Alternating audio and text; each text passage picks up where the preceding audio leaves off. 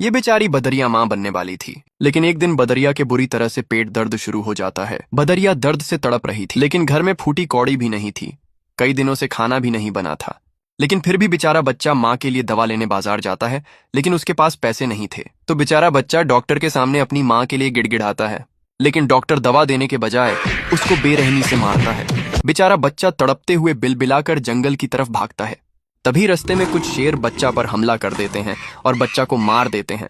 इधर बदरिया एक छोटे से बच्चे को जन्म देती हैं, लेकिन जब उसका बड़ा बच्चा बाजार से वापस नहीं आता तो बदरिया अपने छोटे बच्चे को झोपड़ी में छोड़कर बड़े बच्चे को ढूंढने जाती है। तभी रास्ते में बदरिया को उसका मरा हुआ बच्चा मिल जाता है। बच्चा को देखकर बेचारी माँ की रूह कांप जाती है। इधर झोपड़ी में छोटा बच्चा माँ के लिए बहुत रो रहा था।